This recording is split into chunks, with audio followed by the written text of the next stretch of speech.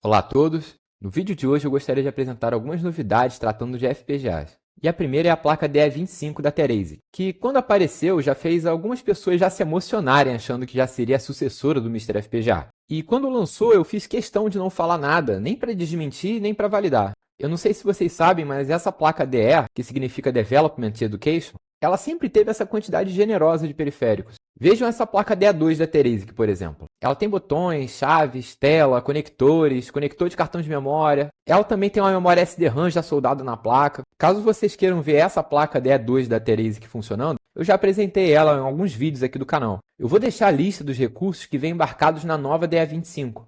E o que isso tem a ver com o Mister FPGA? O framework do Mister até poderia ser portado para ela, mas não faz sentido usar uma placa grande como essa, com essa quantidade de periféricos. Por isso não devemos esperar pela DE25, e sim pela DE25 Nano. A Therese que tem essa categoria de placas Nano justamente para uma maior flexibilidade de aplicações, além dela ser menor e mais barata. Vejam a quantidade de pinos disponíveis para uso, que permitiu que a equipe de desenvolvimento do Mister FPGA preparasse acessórios como a I/O Board, os módulos SD-RAM, o módulo RTC, por exemplo.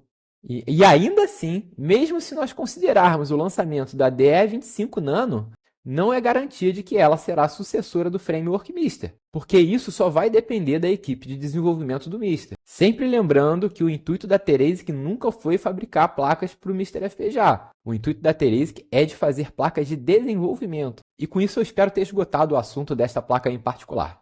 O segundo assunto que eu gostaria de tratar são essas três novas placas. Eu vou deixar essa lista compilada das especificações desses três modelos de placas preparada pelo Greg.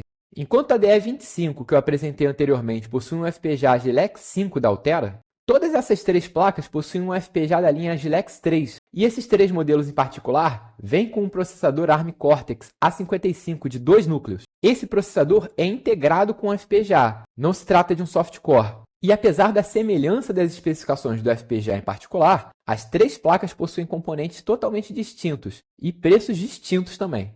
O terceiro assunto é o da Cipid, que colocou recentemente no Twitter, que passou a se chamar X, que pretende lançar novas placas de FPGA, e resolveu discutir algumas especificações da placa no seu perfil da internet. A placa com FPGA de 35.000 unidades lógicas deverá sair por $50 e poderá ter um microcontrolador embarcado. E a de 90.000 unidades lógicas deverá ter 512 MB de memória DDR3, mais um SoC capaz de executar Linux. E para finalizar o vídeo de hoje, apresentar uma campanha de financiamento coletivo que, diga-se de passagem, já arrecadou a quantia desejada, de uma placa que mais parece uma Raspberry Pi Zero, mas que na verdade é um FPGA Lattice da linha SCP-5, que eu já apresentei em alguns vídeos aqui do canal, que vem com uma memória flash, oscilador, slot de cartão microSD, adaptador USB para JTAG, 32 MB de SD-RAM, 3 conectores USB tipo C, micro HDMI, mais esse fator de forma de GPIOs da Raspberry, que no site do financiamento coletivo diz ser compatível com alguns acessórios da Raspberry Pi. Esse FPGA da Lattice possui 24.000 unidades lógicas e possui ferramentas de desenvolvimento de código aberto,